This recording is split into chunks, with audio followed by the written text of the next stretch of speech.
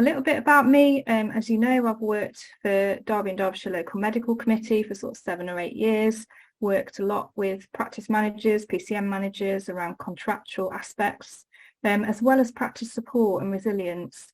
And in the last few years, I've done a lot more training development, and my particular interest is coaching, facilitation, leadership and development as well. So this is our third cohort of practice management induction. We've taken probably 60 to 80 people through now, and really pleased to kind of welcome you into our third cohort. Would also like to introduce you to my colleagues. So we've got Amy Foster, who is helping us with the tech today and also with the coordination of the programme. So Amy, can you just say hello? Hi everybody. Thanks, Amy. And Hayley Scott, who's my right-hand woman and a great colleague of mine. Hayley. Hi everybody, so I'm Hayley Scott. Some of you I have met, many of you I haven't, so it's nice to see so many new people. I am the Practice Liaison Officer at Derby and Derbyshire LMC, so for our levy paying Derbyshire practices, I support you in pretty much the role Claire did before, so contracts, practice manager support. I will come out and see you in practice if you'd like me to support you individually. So I am the kind of the practice facing bit of the LMC at the moment, and then we've got obviously Dr. Ben Milton as our medical director, and we've got Kate Chilton as our operating officer. So we're a fairly small team, but we're always here to support you in the practices, and our main goal is to make sure we can do all we can for you. So that's a little bit about my background. Is I worked in general practice for around 10 years. In a few roles, including practice management, so hopefully I can bring a nice rounded skill set for you. Thanks, Hayley. Really much appreciate Hayley joining us through all of our programme over the next sort of 6 months. So what have we got in store for you? Let's have a look. Okay, share my screen. The wrong slide, so there we go.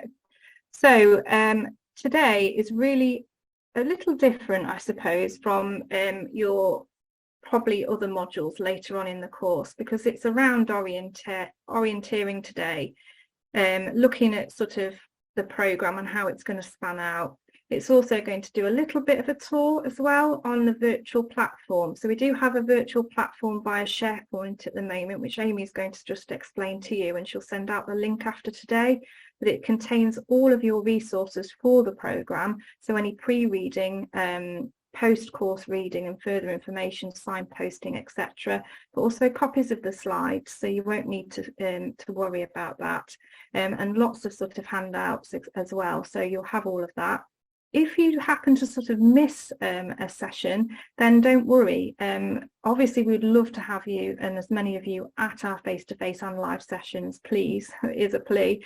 But if something does come up, and I do understand that, that you will have the opportunity for the online ones to access those, because they are recorded and you can look at those. Obviously for the live ones they're not recorded and you'll miss those.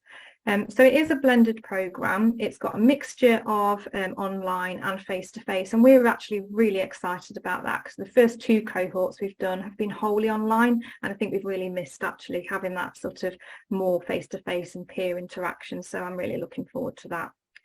Of course, through the course, you'll have opportunity to talk to one another. It is not a chalk and talk session, certainly not for today. It will be very much learning from each other, trying to get you engaged, trying to get you discussing your thoughts, feelings, ideas, etc. So really encourage that engagement right from the start.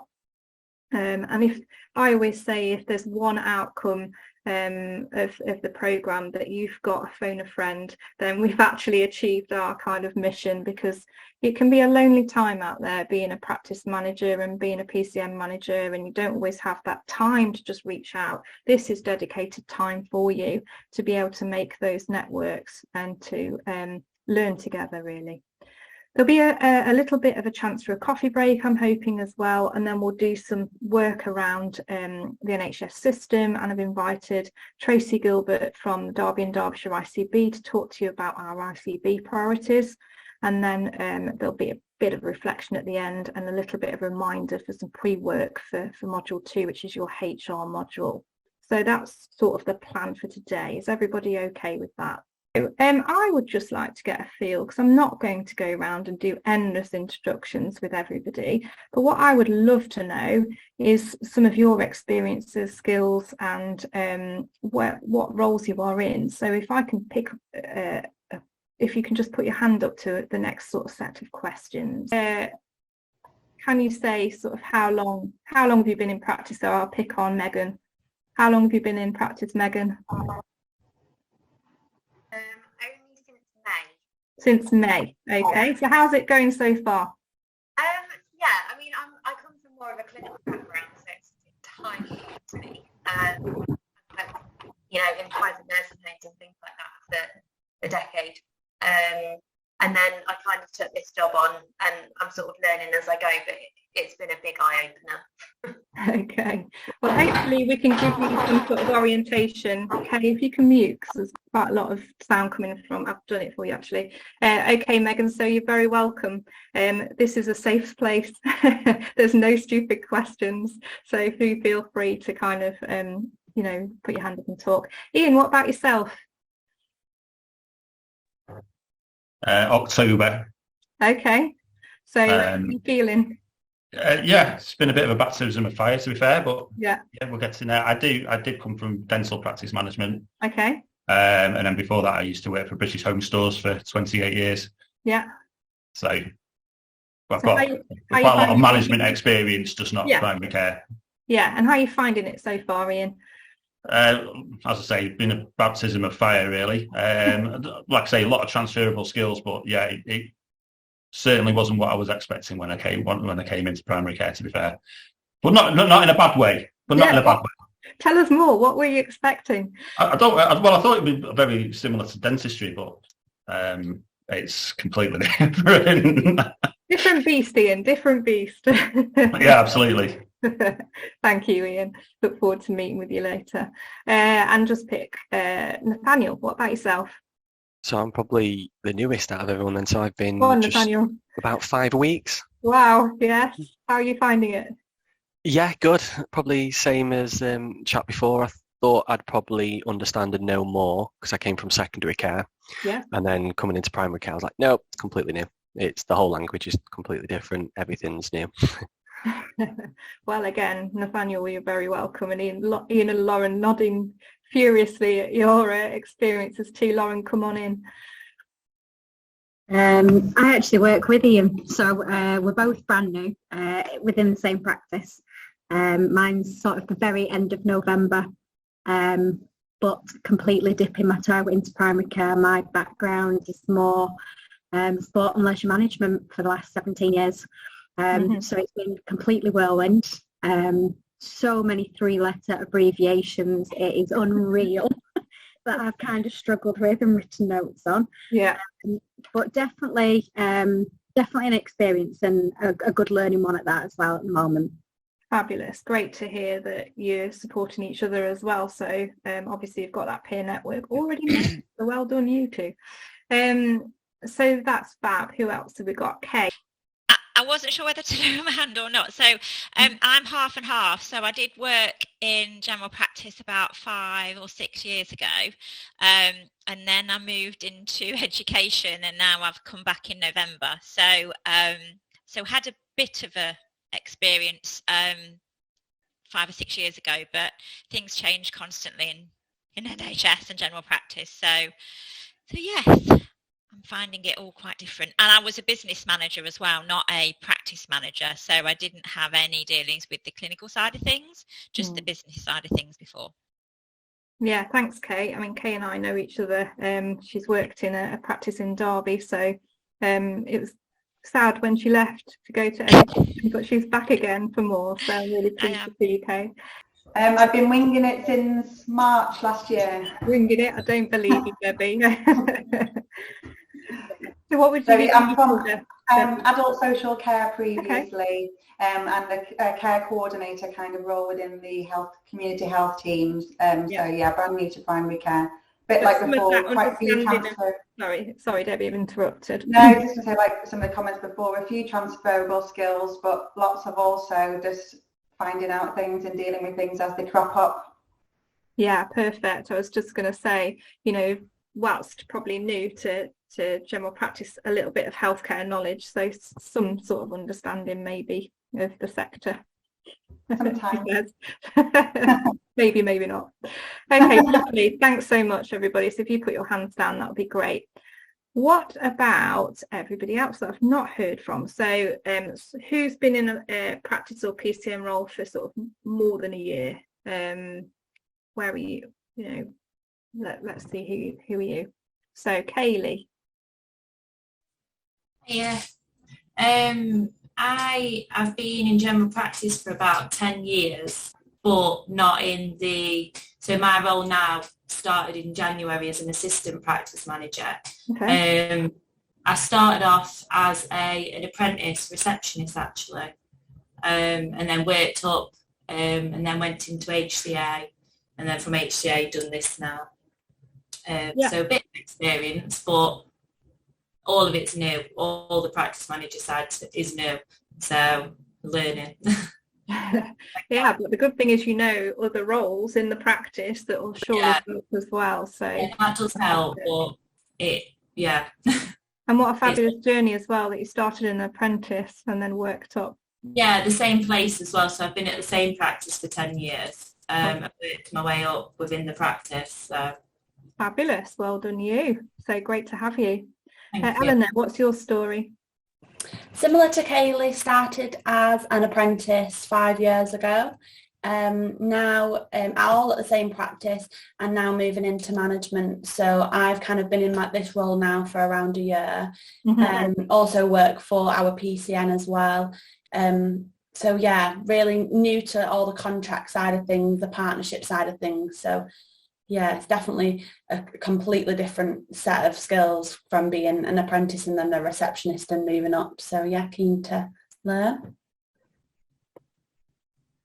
I've been in general practice for 17 years. I started as a part-time receptionist, and then as the kids grew older, I started a bit longer and longer. I then went to be the IT and data manager, and then the practice manager's PA. And unfortunately, she left in November, so I am literally winging it from now. It's quite daunting. Like you say, there's all the business side, the operational sides of the staff and stuff, not an issue, but yeah, it's a lot that's just landed on my desk, and it's a bit like, wow. It sure is, Jenny. And do you know what? You'll have, I'm sure, amazing perseverance to get through that to-do list, and if we can at least give you some tools and tips along the way of this program, then that will be success for us. So it's just the worry that you're going to miss something. Yeah, I get that. You see all this panic and all these like scary stories, like, oh my god, what am I missing? But yeah, absolutely, hopefully. All right, Jenny, great to see you. I'm just going to choose one more because I'm conscious of time. So Gemma Bardsley, are you there? She's not. Sorry, I am here. I couldn't find my unmute button. No worries, Gemma. So I was a practice manager for about 4 years. Prior to that, a manager for 11 years in private healthcare. Then came to general practice following a redundancy from a previous role. Wanted a new challenge, wanted to understand what it was from the private sector to the public sector. I took on a practice that was requires improvement, and turned that practice around within that time. I'm now in a position where I'm managing 10 practices, So I have practice managers in those practices, of which 2 managers are on this call. And obviously I just wanted to join this programme to understand the content myself, so I can support my managers during their development. The 2 managers you've already spoken with, that's Lauren and Ian. And also to, I suppose there's always things I think that everybody can learn. As a manager myself, I don't always like to, I like to do myself. I think that's you need to understand what your team are doing. So being part of this course is giving me that opportunity really to, pick out anything that I may not know, because I'm sure there is, and so I can support my new managers as well. Thank you, Gemma. That's perfect. Have we got any PCM managers on the call? I think I can see 2. Yeah, Sam, Celine. Hello. How are you? Hi. Yeah, good. Thanks, Claire. So yeah, I'm Sam Harper. I'm the PCM manager for Derby City South. I think I'm in the kind of middle of everyone between being really experienced and just joining. So I've been PCM manager now for over a year, which has flown by, and I think I picked up lots of things. But every time we either have a meeting with the practice managers or something always comes up new that I've not discovered before. I think there's so much more to practice management than I've picked up in PCN world, which is why I wanted to come along to this meeting to understand what everyone goes through. Great, thanks, Sam. Salim? Hi, yeah, I'm Salim. I'm PCM manager for Greater Derby. I've been with the PCM, I'm just trying to think, 3 years now. Crikey me, that's flown. I think for me, the reason to wanting to come on the course, certainly when I joined and 2 weeks into my induction, obviously COVID hit, and all the inductions, spending time in different areas and different practices, and that all went out the window really. So I think, like Sam was saying, really getting to understand the practices and how they operate and more detail around that. So I guess as a PCM manager, trying to make life, what we can do to make life easier. If you better understand it, then hopefully we'll be able to do more and have a broader background in terms of things we can go after. Perfect, thanks, Salim.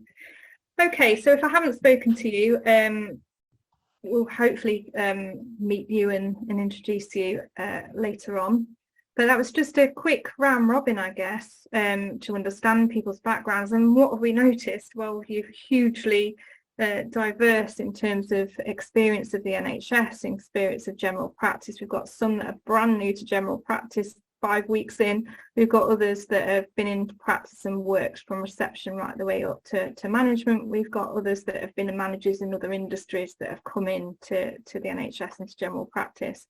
So we've got a whole range of skill sets here, which is absolutely amazing. And what I want to one thing I want you to take away really from this is that we're all learning. So no matter what your position is, that we'll all have something to learn from each other. You will be able to bring in your experiences, your skills, your knowledge from other industries too, which will be entirely relevant, as well as those that have worked in general practice as well that can share. So I just want to create that real safe learning environment for everybody really, and everybody's at this whilst maybe different experiences, everybody's in it together. So right, what I'm going to do is I'm randomly going to pick 3 people from 3 separate groups and just give us a little bit of feedback about kind of what you discussed in your groups, any common themes. So first person I'm going to pick is Katie Birkin from group 3. If Katie, if you could just give me your group feedback. Well, we didn't get round everybody, but we managed to do 4 out of 5 of us. So yeah, it was just interesting to see the different backgrounds that we all come from and the different roles that we are all working in, because we're not all obviously the same roles, and just the similar sort of desires that we want from this course, really. Okay, lovely. Did you have any the similar desires? What were they, Katie? Would you mind sharing? Just more knowledge to help us in our current roles, and yeah, just to gain more knowledge. Okay, thank you very much. Okay, so my second person is Emily Thornley from group 2.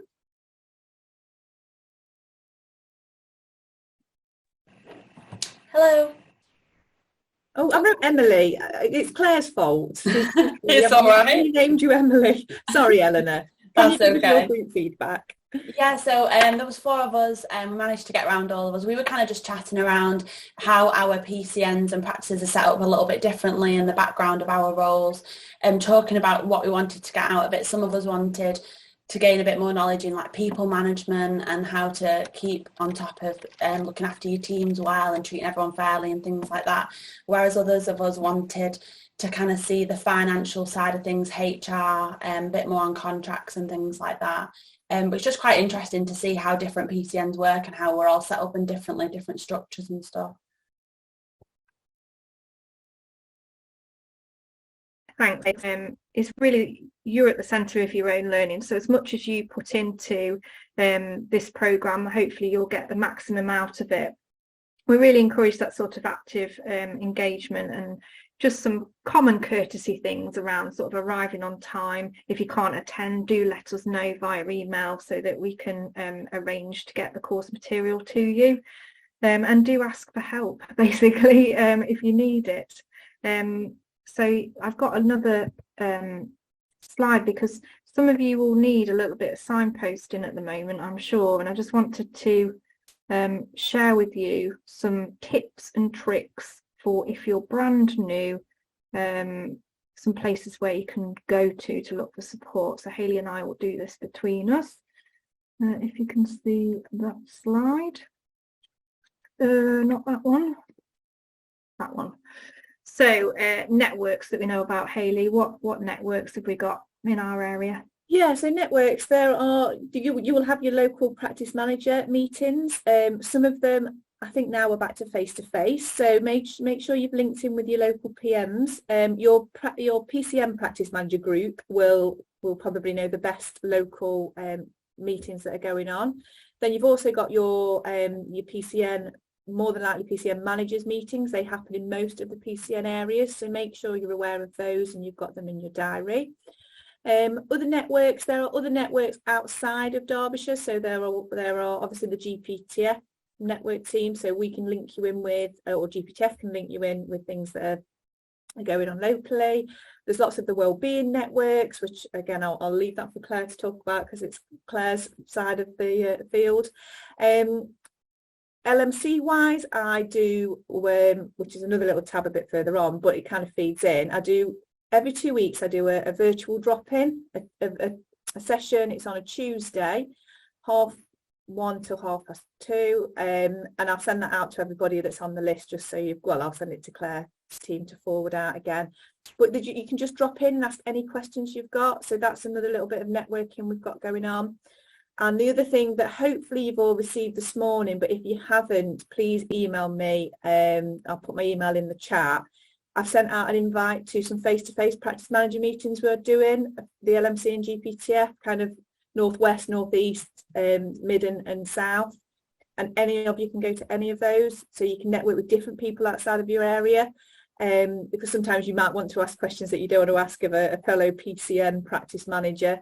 So that's kind of what's available locally. There are lots of social media groups, and I don't know if I'm not advertising it, but when I was a practice manager, a really good group to use was the General Practice Managers group on Facebook. And again, not an advert, but it's really helpful because you've got loads of like-minded people and you can just ask anything and they're so supportive. Other bits and bobs about, we've got our committee practice managers dotted around the county. They will help and support you if you get in contact with the LMC. So yeah, that's my kind of bit of networks.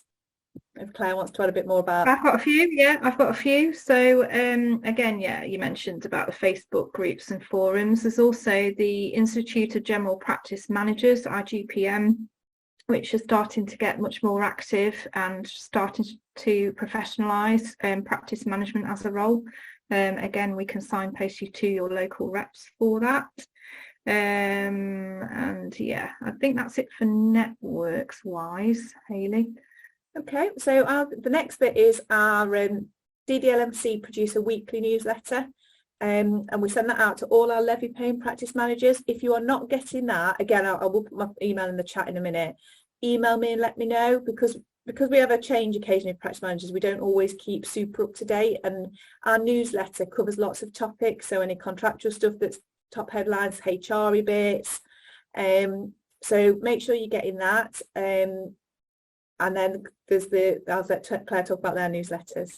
So we have our GPTF and our training hub letters, which will be jointly now, as GPTF will be taking over Health Education Derbyshire, which is the training hub, on the 1st of April 2023. So that will be a joint team that will be helping you with all of your AORS recruitment, development, induction, training, as well as all of the GP retention, nurse fellowships, coaching, mentoring, tons of programs that we love to communicate with you about, plus lots of training. So we're about to launch for your receptionists some conflict training, which is face-to-face and online, so you'll be, I'm sure, interested in that too.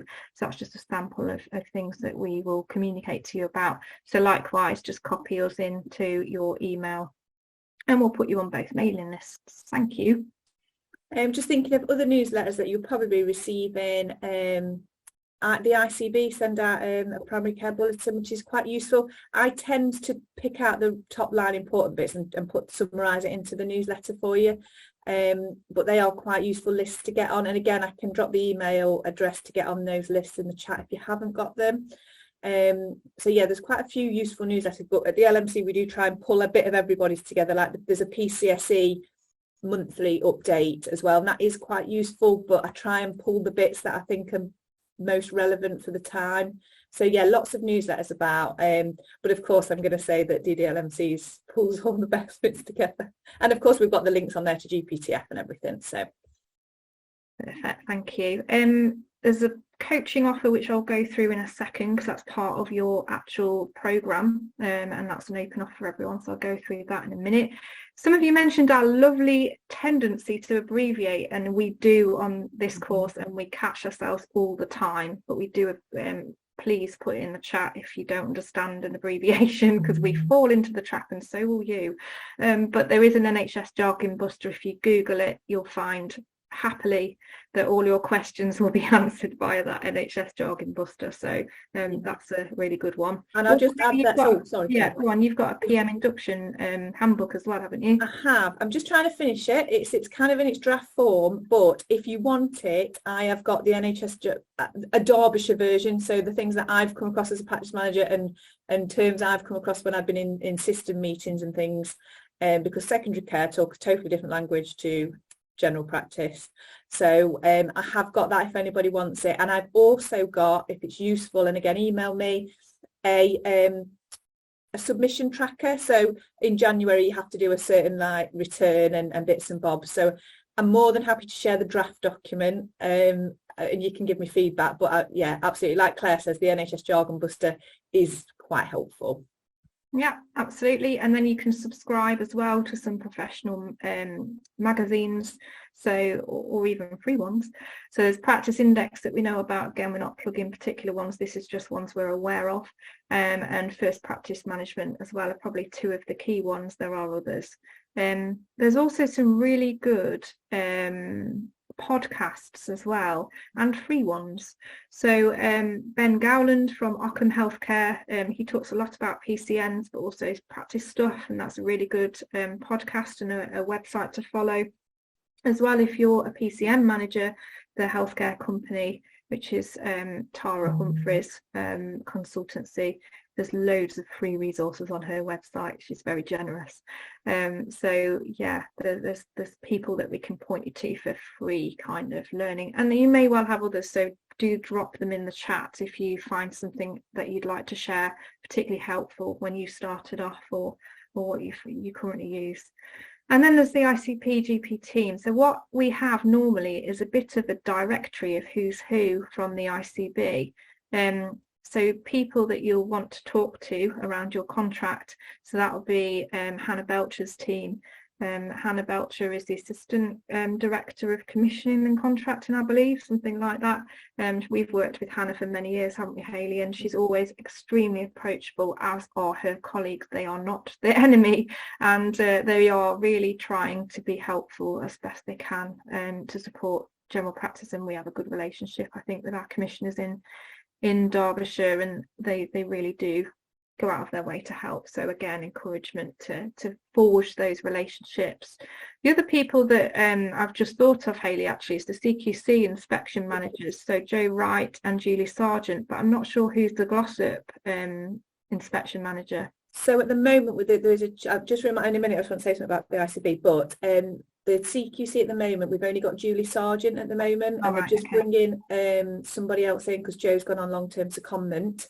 But yes, they are, our Julie Sargent and our CQC team in Derbyshire is really supportive, and that's one thing I would like, you know, I'd like to take reassurance in. They're approachable. And the other thing I was going to say on the back of Claire's ICB is, if you don't ever feel comfortable approaching Hannah or Hannah's team with something, come through us at LMC if you're a levy paying practice. And because we meet with them, I currently meet with them twice a week, but we always meet with them bi-weekly as well. So if there's anything you want to ask but you're not sure, or you don't want to ask them directly, and as Claire says, we're very, very fortunate in Derbyshire. We have got a very supportive, understanding, reasonable ICB. And yeah, we've got great relationships with them, both Claire and I and Ben. So if you ever feel a little bit like you're not quite ready to approach them, you can always come through us. And that doesn't mean to say that we don't challenge our stakeholders and our commissioners, because we certainly do. We have some really difficult conversations, as we did when I was in the LMC, and as Hayley and Ben will do, around sort of the terms and conditions for PCNs and practice managers, and sort of funding and the constant bureaucracy beast. We're constantly trying to, you know, represent your views, and certainly the LMC will do that role in terms of representing your views with that, and trying to protect you and your practice team. Just wanted to make that it is a support and challenge role. So yes, sorry, I did miss that bit off. Yes, we are fairly challenging with them.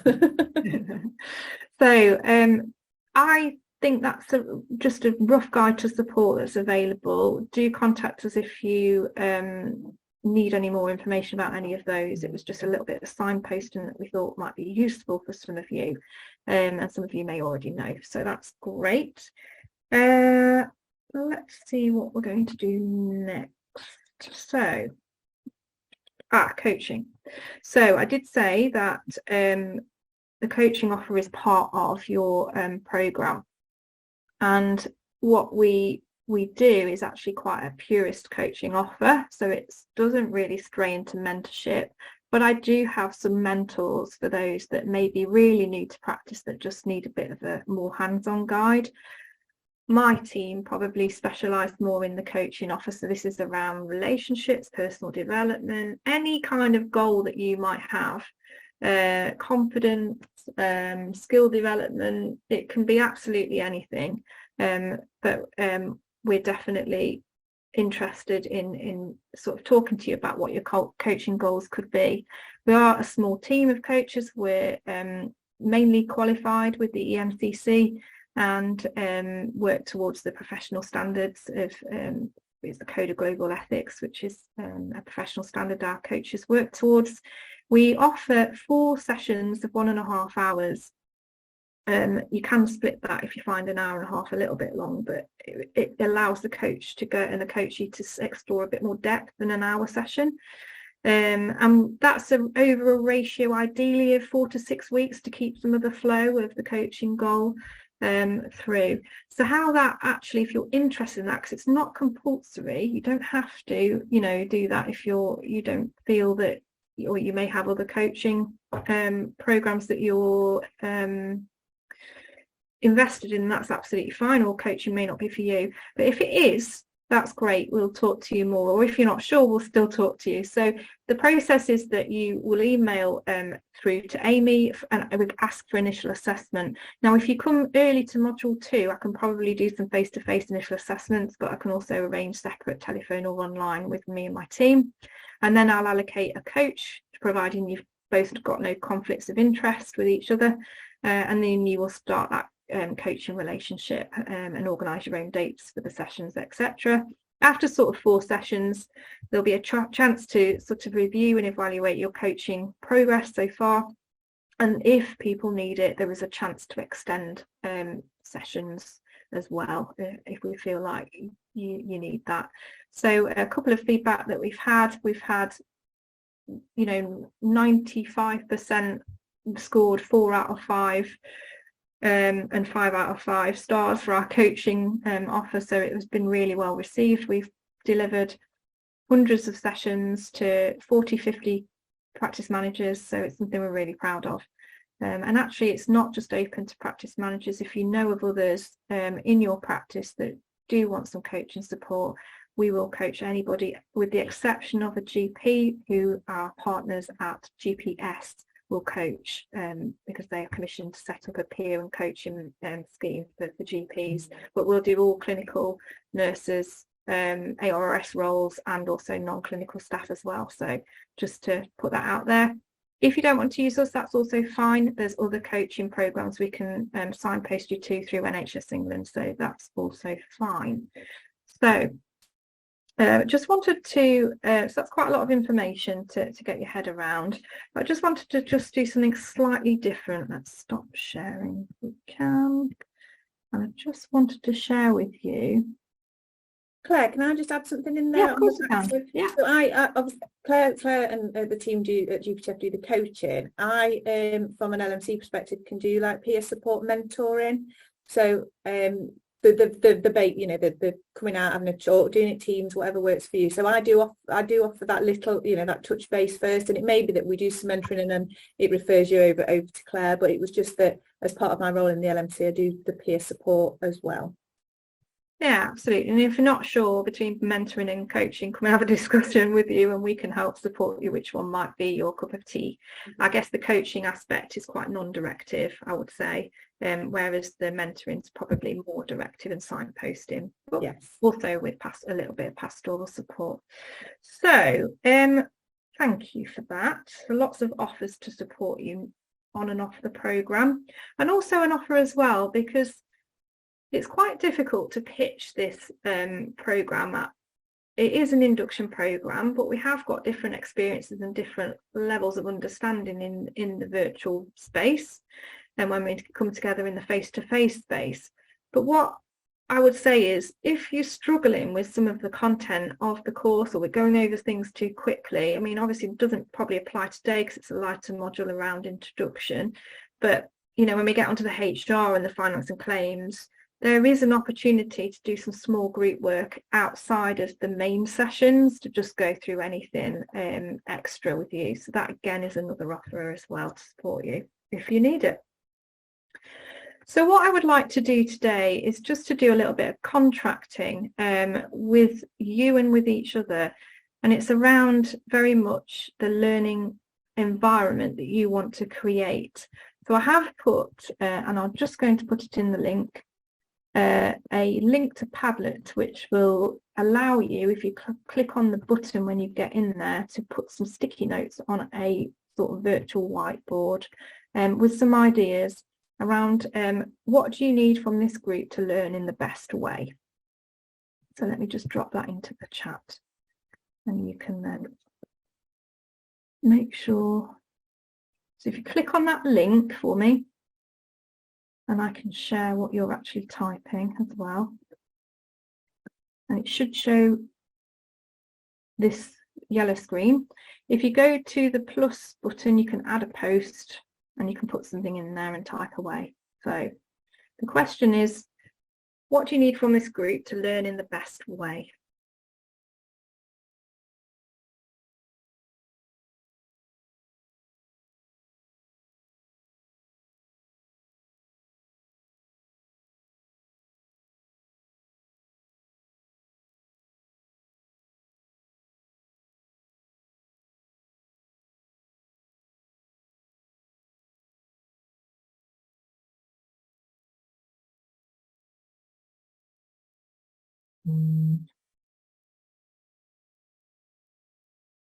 Yeah, some ideas coming through, thank you. And Gail's drawing us a picture. You need to go on the text, I think, Gail, if you can. On the little plus, pink plus sign. So yeah, ensure that we protect the time, absolutely. And I know that's really challenging, but my encouragement is to close email when you're on this session, and be sort of present as you would be in a room. Participation, absolutely. Non-critical, non-judgmental, absolutely. And I also appreciate as well, just think about learning styles for me as well, because I know that if you've ever done a learning style questionnaire, some of you will be theorists, some of you will be activists, some of you will be reflectors, and some of you, you know, what's the other one, Hayley, that I've forgotten, the fourth one? Is it pragmatists? Yes, thank you. And we need to cater and make sure that we are doing enough for everybody in terms of those learning styles as well. So absolutely, so we've got tons coming through now. Safe environment. Well, I hope you found that, certainly from us as facilitators, that we're really encouraged to make sure it's inclusive for everybody, whatever background or experience you're from. Yeah, honesty. I think that one, thank you for writing that, honesty, safe space and confidentiality. So what I would say is some people might want to share something that's happening in their practice. And obviously you're all going to be quite careful over that, but there might be some questions that you do need to ask a facilitator or ask one of our experts, and that's absolutely fine, take them aside. There's other times where that might come up in a forum, and my encouragement to you is please take the learning away, but not people's stories, and making sure that you've got that confidential space, please. And that's really important, because you may have questions pertaining to something that's happened in your practice that you want to ask about, and you need to obviously feel free to be able to do that either individually to the facilitator, or, you know, if it's relevant in a whole group, but that whole group needs to hold that space for you in terms of that confidentiality. So that's super important, please. Thank you.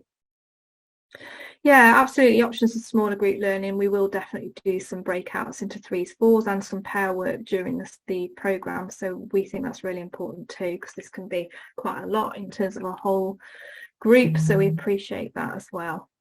Perfect. Well, if you have any more thoughts, do pop them on and we'll revisit as well those. What we'd like to do now is go into some breakout rooms, because what we're interested in is how healthcare, and in particular general practice, has changed as a system over the last 5 years. We have massively seen rapid change, haven't we, in how we access our healthcare services. So an encouragement really in your groups to discuss either from an experience of working within that system, or if you don't have that, as a citizen or a member of the general public or community, how healthcare has changed in your area. So you're kind of covering across 2 angles.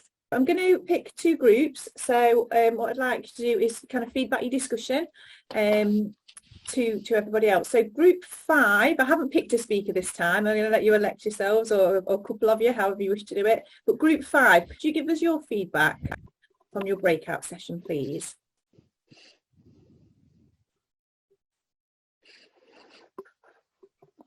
Remind who we've got in group 5, if not, Hayley. Oh, hold on a second. Group 5 was Gemma Bardsley, Jocelyn Rogers, Jane Griffiths, Jenny Pitts and Julia Mitchell. So one of you guys, if you could give us your feedback. Gemma. So there's lots of changes, course changes that we've all had to contend with. Some of them good, some of them not so good. Okay. What? Tell us a bit more about that. What were your good and your bad bits? I think the patients expect a lot more since we've come back from COVID. Not all necessarily very nice. But no, Gemma was saying about how she's sort of the manager of managers. She had a lot of good feedback to give us. Yeah.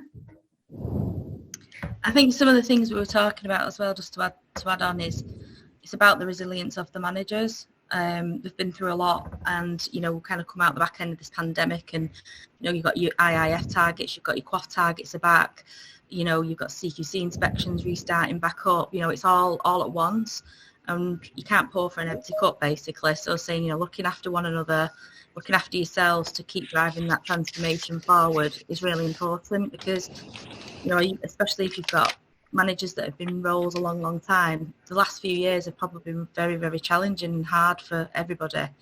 But I suppose it's just about reaching out and making sure that you're looking after yourself as well, and making sure you've got that good work-life balance, and taking opportunities such as this to invest in themselves to be able to lead the teams moving forward. So I think that's been a quite a big open theme really in our group, is just how people have been feeling, and people feeling a little bit maybe deflated a little bit with what's everything's gone on. So it was really good to just have that open and honest conversation and think about what we can do to support one another. And actually probably a lot of people are feeling the same. Brilliant. And what kind of thoughts did you come out with, Gemma, about how to support each other? What were the kind of themes? So kind of like having networking, hopefully off the back of this as well, that people can have another established network of people to be able to reach out to, along with PCNs and neighbouring practices. Taking that time out for themselves to do some further development, thinking about like circle of control as well. Some managers didn't know what that was, so I don't know if it's been touched on during this programme, but I do think that that's for managers to know the boundaries and what they can control is good, because obviously, like you say, patients are quite angry at the minute, and a lot of that is due to the economic factors as well of the country and the media as well. So I think we can't control that, unfortunately, but what we can do is control what we can do to deliver positive patient outcomes. So that's what we were just talking about really, so I hope that gives you a bit more context. Great. And was there any other did you just focus on that bit, or did you talk about any of the other bits, the system bit or wider healthcare or anything like that? We talked about kind of how we could maybe look at systems and processes to be a little bit more, although we're getting the same outcomes, a lot of practices are doing things differently, and actually there might be more efficient ways of doing things across PCNs, and even sharing best practice against one another, and to help with resilience as well. We also was talking about how the different localities as well operate very differently. So I know that there was a manager, I think, that's just recently gone from a Tameside practice to Glossop, because it's in Glossop, gone to Derbyshire. So there's obviously a lot of change there, and the way things are done are very different. So you could, from practice to practice, locality to locality, and nationally, things all seem to be different. Yeah, that's right. Okay. Was there any other bits you wanted to share with the group from your discussion? I don't know if anybody else has got anything they wanted else to say. No, can't see anybody coming off mute. Okay, so that's great. Thank you. That's really good, and it sounds like you talked about some really some of the key stuff, which is looking after yourselves, the supporting each other, the resilience stuff, and yes, the circle of control, if I'm correct, Claire, is in the programme. So, and it is really useful. I use it in my personal life as well as work. So, group 7. So let me just have a look who was in group 7, if I can still, or I might need Amy's help. Amy, could you just assist me on finding who was in group 7, unless you knew you were in that group, and then obviously... Group 7 was Jo Chapman, Kat Newman, Kaylee Yates and Nicole Eaglefield. Okay, lovely. So if one of you guys would like to come and share your group's discussion, please. Hi. Hi, Jo. We were talking really about, I suppose, the fact that nationally everything seems to have moved more digital and more online. So patients are able to sort of access the practice in ways which they didn't use previously. Online consult, QRX probably in use a lot more, sending photos in and things like that. And also the introduction of other technology that allowed people to work more remotely. So even your GPs that potentially before couldn't do it, now we're working remotely, doing telephone consultations and things like that. So the shift really from more face-to-face interaction to more, digital online kind of thing. And re-educating patients really that old ways, that they don't work anymore, or there are other ways of communicating with us. So that was one of the main things we were talking about. Okay. So when you were talking about those things, did you come up with any kind of ideas or thoughts around those challenges? I'm saying they're a challenge. They might not be a challenge. Sorry, that was my. They are. Well, they're certainly a challenge for us, because a lot of our patients, particularly the elderly ones that are very sort of stuck in the ways, they don't want to do that, do they? And a lot of the staff aren't really on board, particularly long-serving staff members. They've always done things in a certain way, that it's always worked that way. Why do we need to change it? So I suppose it's more about making the most of quest sessions and training sessions and trying to sort of change the staff mindset and re-educate the staff really to be able to re-educate the patients. Okay, thank you, Jo. And so the other question was, did you talk about in your group anything of the system changes and the ICB? Did you get onto that topic at all, or not really, not directly, unless any of the other girls can give us some input on that. Not really, I don't think. Okay, thank you. That was useful. Claire, have we got time for one more group, or are we? Yeah. Okay. So I'm just going to pick a group from random. So I'm going to go for group 2.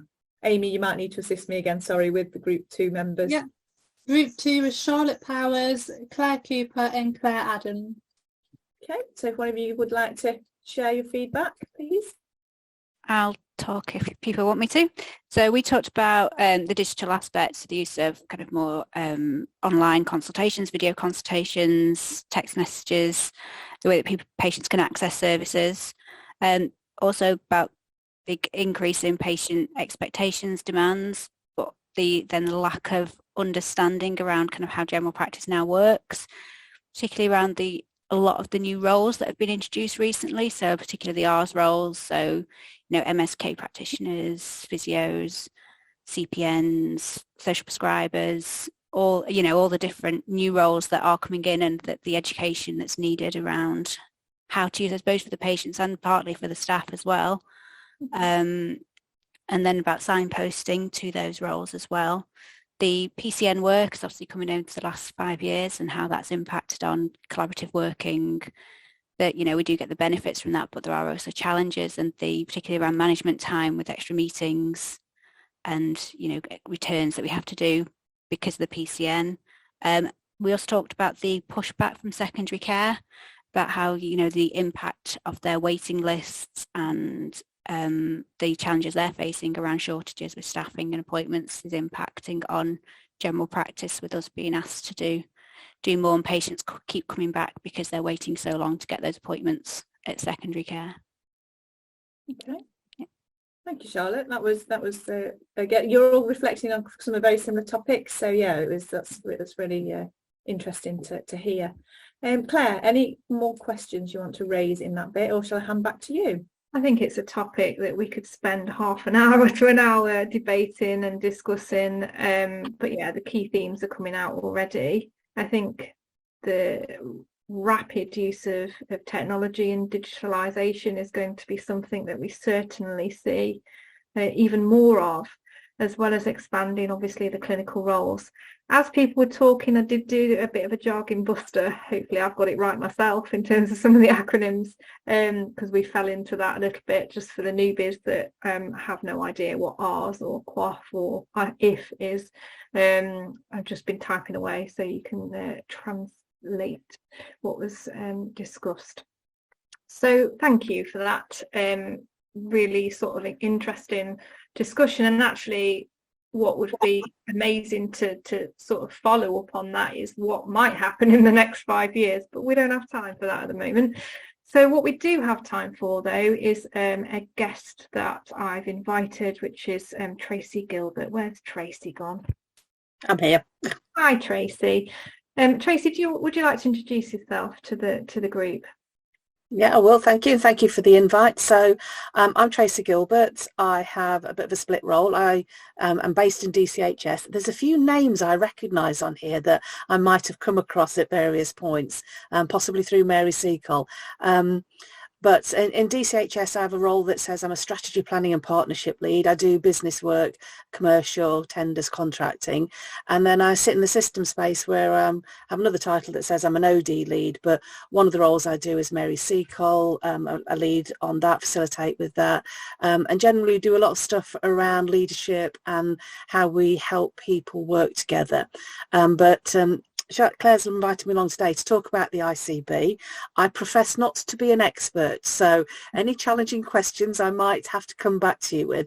But I've just got a bit of a presentation to give you a perception and a view of where people are or where the ICB is at and the context that we're all working within, which Claire thought might be helpful. Some of it you may know, some of it's new, and what I would say is it's changing and changing constantly.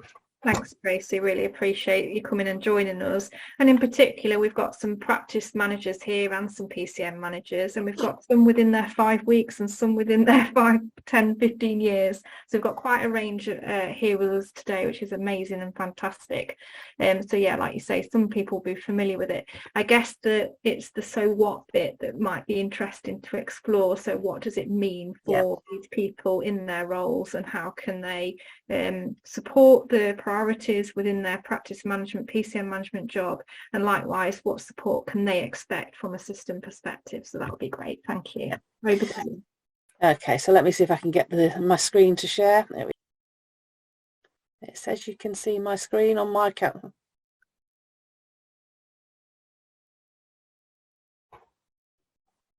Yeah, that's great. Right, okay. So a few more acronyms. So Joined Up Care Derbyshire, you'll see around JUCD. That's where we started out. We've now got, and that was intended with we're working together. And within Joined Up Care Derbyshire, we've got all the health trusts. So Derby Hospital, Chesterfield, Mental Health Trust, Derbyshire Community Health Services, all GP practices are within Joined Up Care Derbyshire alongside our social care partners, so both county and city councils, and within then the borough councils. And we also are probably not unique, but we're different to the rest of a lot of the country Joined Up Care boards in that we've been very proactive in involving our voluntary care sector, and they bring a really different perspective, but a whole host of other things that we don't get from being in health or social care. Derbyshire Integrated Care System, you'll see either ICS as an acronym or DICS. So let's see if I can get my screen to move. Not playing. Tracy, I can bring it up for you if you want to stop sharing, then I'll okay. See it for you. If I could stop sharing, that would even help. I can't get the mouse to the place I want to be. There we go. Oh, I'm blocked. Technology failed at the first hurdle. Hopefully. You got it. Go. Yeah. Yeah. Come on. There you go. There you go. Thank you. So, as I say, STP was another acronym you'd have heard, which was our, oh God, I can't even remember what STP stood for now. Strategic Transformation Partnership. That was it. Thank you. In July last year, the Integrated Care Board became a legal body under the Health and Care Act, and it replaced the CCG. So it replaced the commissioning function that we had, and they established the partnership with the committees and the board. So there's been a lot of governance going on in the background. The purposes of the ICS were to improve health, population and healthcare, tackle inequalities, and support broad and social economic development, and to enhance productivity and value for money. So really high overarching aims that they had, and they were all for all ICSs. Next slide, Claire, please.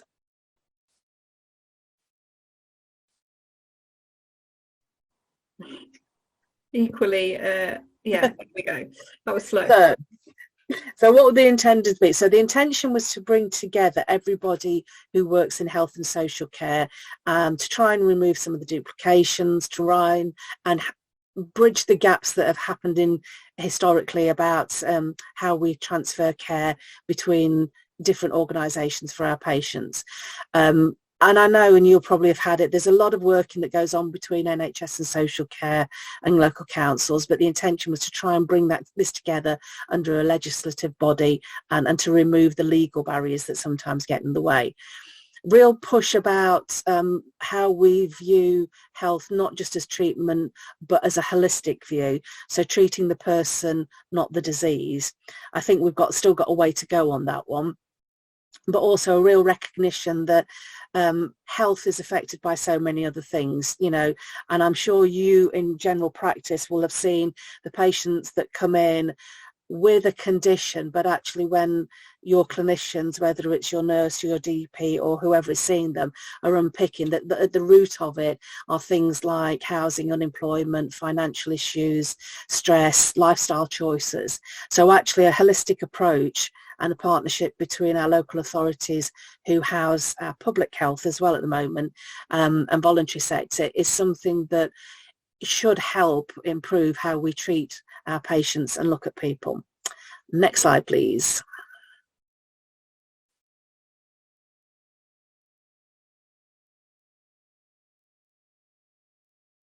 So what does it mean for Derbyshire? You can whiz straight on, Claire. So our Derbyshire plan identified the following 5 priorities. Again, quite high overarching, so about preventing physical and mental health and to help people make better lifestyle choices. Tailoring services and trying to target to our local communities, which is a national priority about looking at what our people need, not being dictated to. Trying to make it easy for people to get the right care in the right place and when they need it, but again, an ongoing challenge. I've mentioned the bit about health and social care working together seamlessly. I still think that's a way off, but improving, or in theory improving, and trying to make organisations as efficient as possible, which is their code word for, and let's not spend too much money if we don't have to. It's the financial element of it, but trying to put the quality first. I've put some diagrams together on this about how we link up. So at the top there you've got an integrated care system, which in theory is our overarching. It's where the CCG used to sit. They've got an integrated care board. We've got an integrated care partnership, which just confuses the issue. So the board is where you bring the people together, and it is the, I suppose, the governance set. The partnership tends to be a broader allegiance of organisations, so that's where senior people from different alliances, different groups will sit together, and then they feed into our local authorities and our voluntary sector, although both those will have a seat on the board. For a local authority, it's not too difficult. It tends to be one person. What's a real challenge is finding a person or 2 people that can represent our voluntary and community sector, because they come from such broad divisions, broad places, lots of small community sector groups happening, all with a different focus, but not equally represented at that care partnership. So they have a voice, but it's managed by one person. And then there's all the NHS providers, which includes all the GP practices, as I say, and all the acute trust. Do you want the next one then, Claire? I'll not go through this in detail. I've put it there, and you're more than welcome to share the slide pack, but it was just to give you an idea of all the strategies and policies that are out there and how they feed into each other.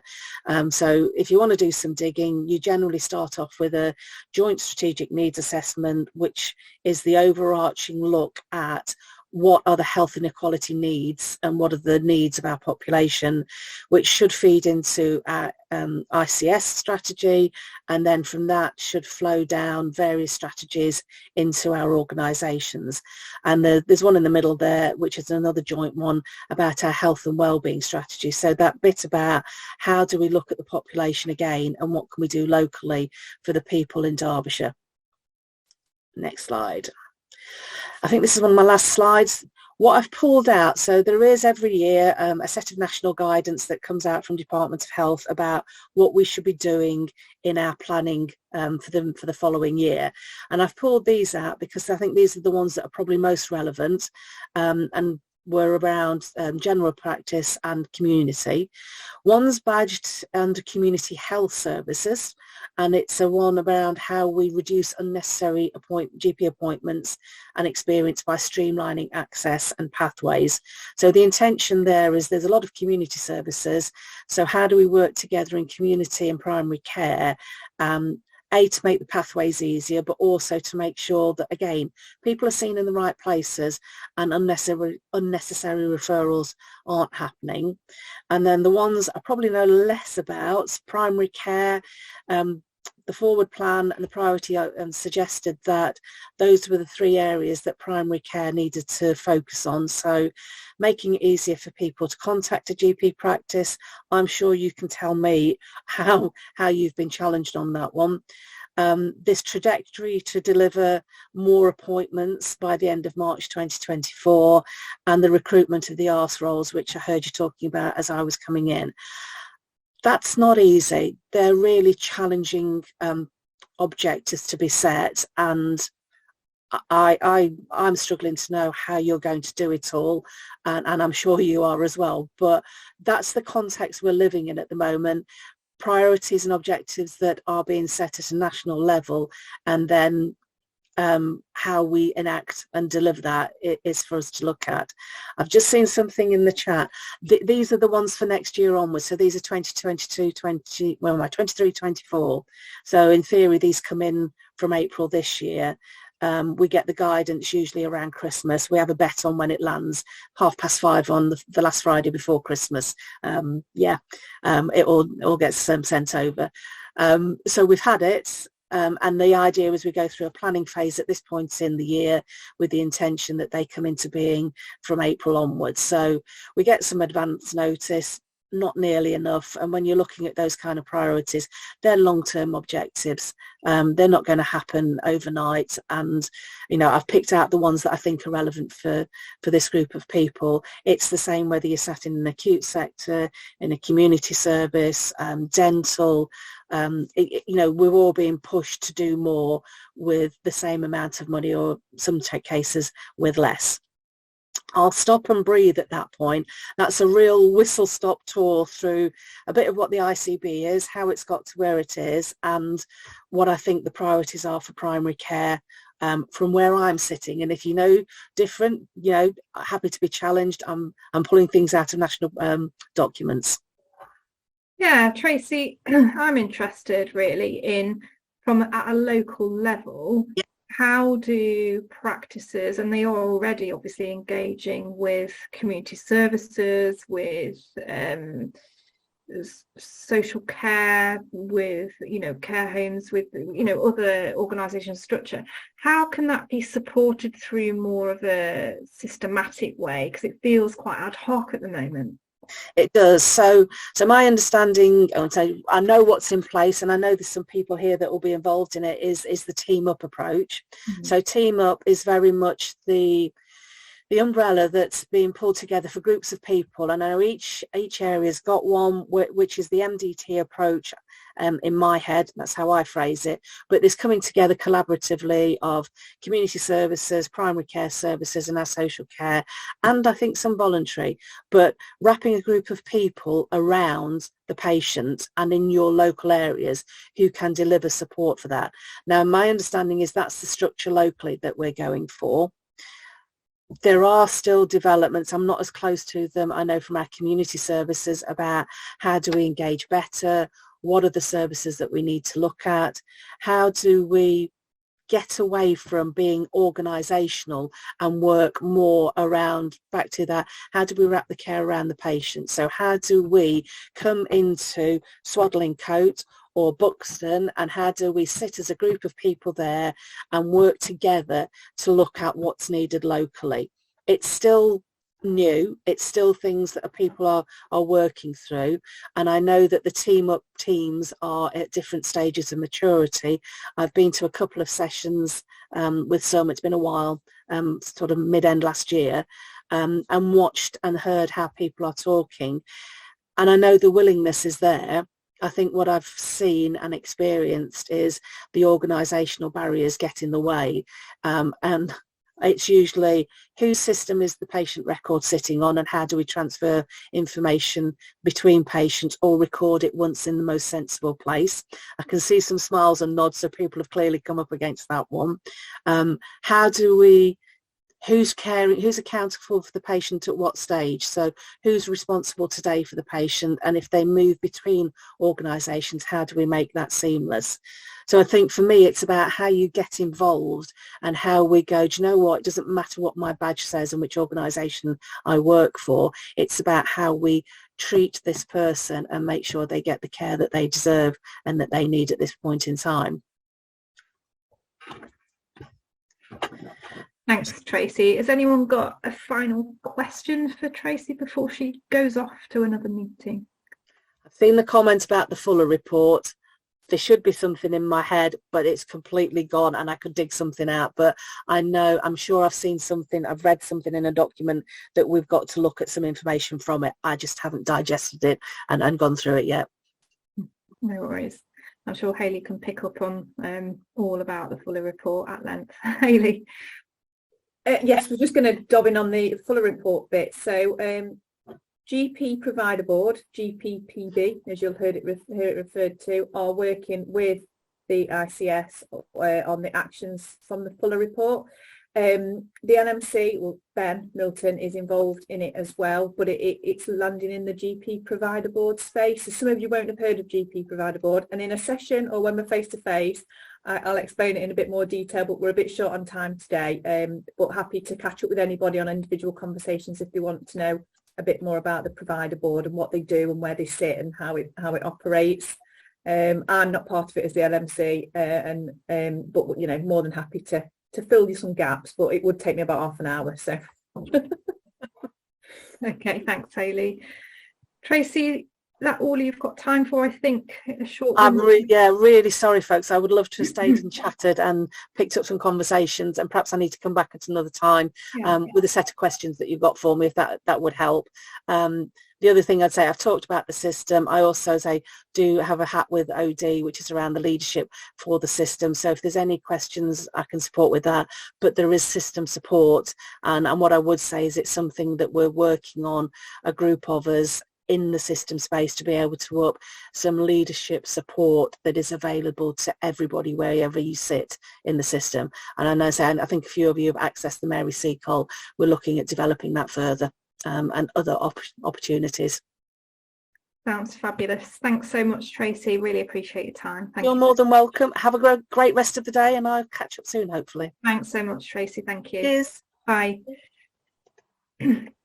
So yeah, whistle stop tour from Tracy, but hopefully that was useful and starting to give some of you who are less familiar with our local systems acronyms, more acronyms. You'll be really tired of these acronyms. Yeah, just a little bit of sort of detail on that. So we've got a little bit of time left. We've got more that we probably have planned for than time. It just seems to have quickly disappeared today, but we've been having too much fun. So what I do want to think about though is looking at NHS systems.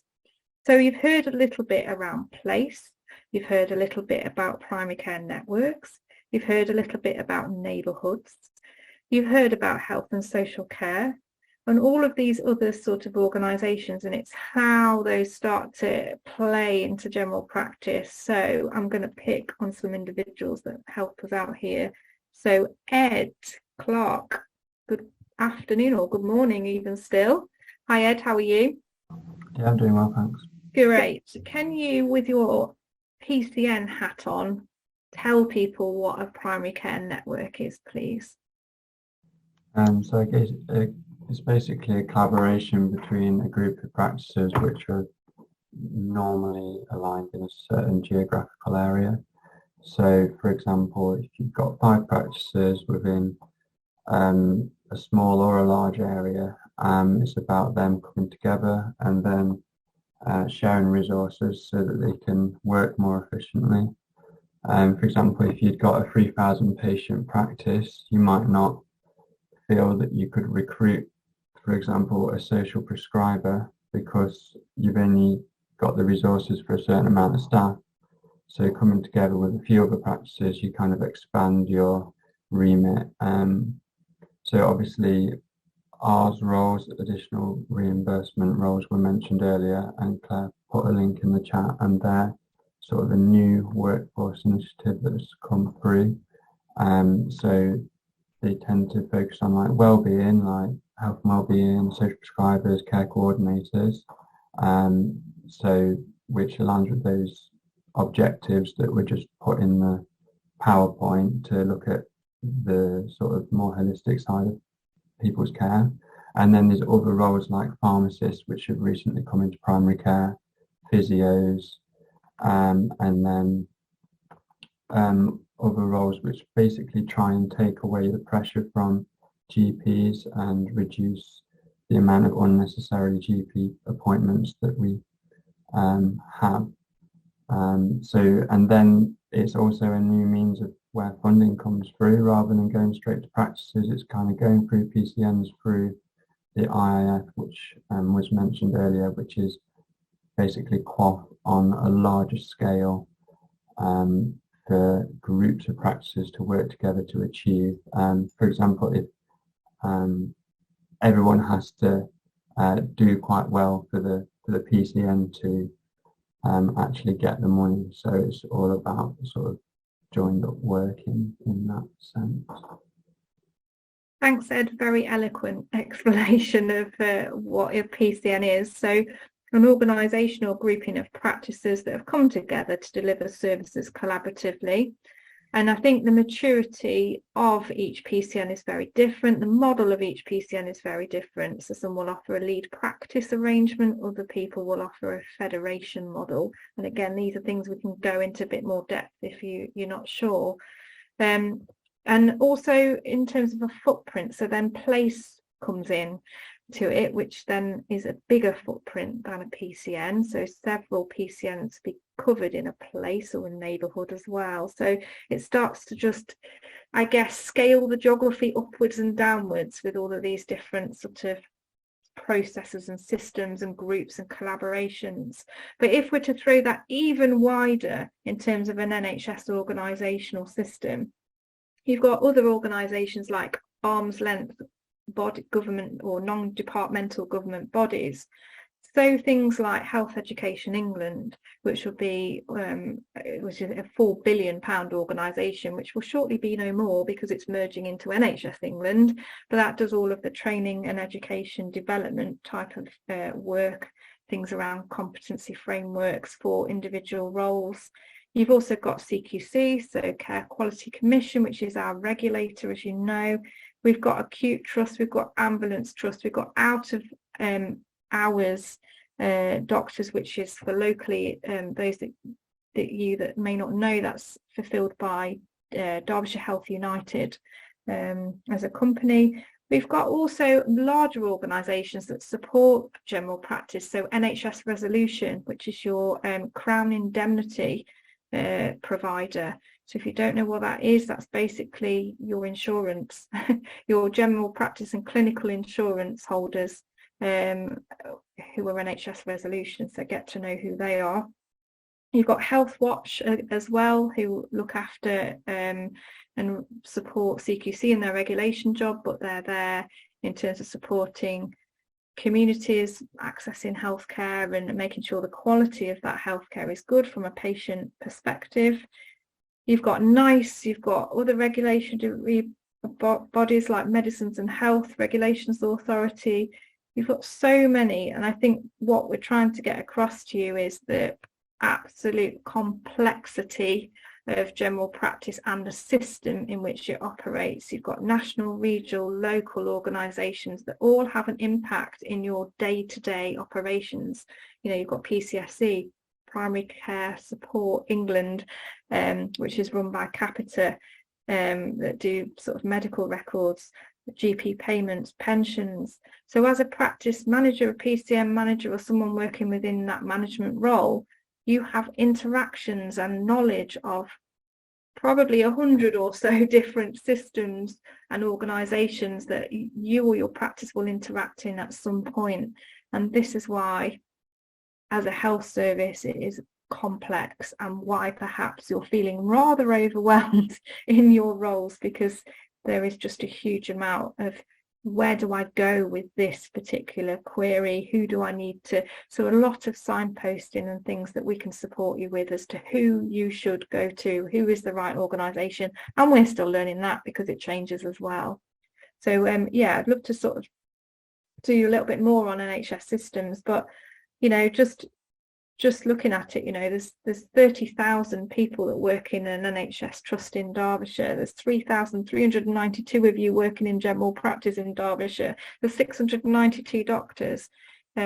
Just to put a scale on things as to how complex it is, but how fantastic an opportunity of all those new relationships that you can be making as part of your role. So I'm not going to sort of expand on that point, but I'm just going to do a final sort of little few thoughts for you before we wrap up today. Of course, there's a little bit of good understanding of the NHS and how it works, and hopefully we can support you a little bit more with that as the programme goes through. Communication skills, obviously an absolute must, and you'll have, I'm sure, very developed communication skills from the positions that you're holding, as well as leadership and organisational skills, but also in terms of strategic vision. So a lot of the role might feel doing the do, but also you need to be looking ahead, not just for your PCN and for your practice, but in terms of the strategic and political landscape that we're operating in, and how you navigate some of those curveballs. So earlier somebody mentioned around control and what is in our control as a practice or PCN manager, and how do we sort of manage all of that demand and manage all of that sort of other aspects coming on into practice and PCNs. And you know, we will unpick, because the basis of all understanding is what is in your contract to do, so that's one part of it, and then what actually is in your relationship aspect of influence that you can have with somebody else, looking at the win-wins for the patients, etc. So there's a lot there that we can start to unpick from a relationship, technical, leadership aspect, which hopefully we'll be touching on all of those things as we progress. But the answer to that is there is no role. There is no perfect practice manager, and every single one of you as a practice manager or PCN manager will have a different role to the next practice manager, and that's life. We did want to sort of touch as well on different types of practices. We're probably a little bit short of time for that, but just again a recognition that all of you are sitting in practices that look very different from one another. So some of you will be working perhaps in rural, urban, city-based practices, others in market towns. We have a real range as well of practices from a 2,000 patient list to a 45,000 patient list. And Hayley was going to pick up on some different types of models, but we can probably fit that in the next session, because in Derbyshire we do have some practices that are caretaken by hospital trusts, so for example Royal Primary Care, and also from community trusts, DCHS. So there's quite a lot of practices now that are sitting under a corporate umbrella of a hospital trust, and there's some with medical groups, and you'll know as well that there's some single-handed partners out there still, and right up to sort of 9-10 partnerships. So everybody's practices are obviously very, very different. And there's just a last piece of a little bit of advice that Hayley is going to take you through if you're brand new to role, just some tips and tricks before we meet again at our next module, which is on the 9th of March at Morley Hayes at 10 o'clock for everything HR related with Liz Willett from Crafts. But I'll just pass on to Hayley for some final thoughts on new to role. Thank you. Yes, thank you, Claire. I'll whip through these fairly quickly, but some of the key things that when I come out to see a new practice manager is get to know your practice staff and your PCN staff, so know who people are, know what the role are, know what they're doing, because it helps if you understand. Get to know your partners. So some partners will have particular interests in certain areas of the business, and it's really handy to get to know them. Get to know who your commissioners are. So I know Tracy's just been through the slide deck, and there's lots and lots of parts. But the ICB, as was Derby and Derbyshire Clinical Commissioning Group, they're the people who we deal with, and that the LMC challenge on your behalf for things such as contracts and enhanced services. So our commissioners are the people who sort out our enhanced, offer us our enhanced services and that kind of stuff. National networks, Claire's touched on, and we've touched on that a bit earlier, so I'm going to kind of skip over that one. GMS and PMS contracts. Make sure you know where to find your GMS or PMS contract. Look over. It's a big contract. It's hundreds of pages long. So my advice is look through your index at the front and look at the different parts of it, and that way you're familiar with what the contract contains. If you ever come up with something that you're not sure whether you should be doing in practice, my first port of call is normally, let's look at the contract. Are we contracted to do it? How is the contract worded? And again, LMC are here to support you with any of those questions, or if you just can't find the answer, but make sure you've got a copy somewhere on your desktop. Probably wouldn't recommend a paper copy because we're trying to be green. Partnership agreement. Make sure you have sight of your partnership agreement, and I do believe we'll cover this probably in more detail through the rest of the programme. Some practices, if you're, for example, a trust practice or a community practice like DCHS or Rural Primary Care, you might not have a partnership agreement, but generally there is, to hold a GMS contract, you've generally got a partnership agreement, or you should have. So have a route out, have a look at that. Any questions, again, ping them over. We cannot advise on partnership agreements, but we can help guide and tell you where to signpost you to. So we're more than happy to do that at the LMC. CQC, just make sure you've looked at your CQC portal. So make sure you've got access, really. It's quite important. Don't get too hung up about it. We're doing a whole CQC thing, which we'll go into much more detail, but just make sure you're familiar with the CQC website. And also on there, Nigel's surgery are the best bits of advice you can find if you're looking for something CQC. Those myth busters are fantastic. But again, we've got DKJ coming to do more on that. PCN network agreement, have a look at that, see what the agreement says, get to know that. Some of you will have leases. Some of your partners may own their building. Make sure you're aware of who owns your building, what your responsibilities are. Yeah, and that's probably it as a quick whistle stop. Thanks, Hayley. I mean, there's already a lot there, but we will be touching definitely on contracts. We'll be touching on partnership agreements. We'll be also touching on CQC as well. So some of those we will absolutely be supporting with, but it's just those essential documents that is a good place to start, particularly the partnership agreement, because that fundamentally decides how you make decisions in your practice and who has got a vote and who hasn't, and how people are, each partner is remunerated, and the split of profit, and all of that lovely stuff that you need to be aware of. So yeah, and very relevant. So that is all we have today. I hope that has been useful. It's been probably a whistle stop for some of you and reassuring for others. But yeah, I hope that you've enjoyed it. If you do have any questions subsequently, obviously you've got our emails, and we very much look forward to seeing you face to face at the next module, which is next month.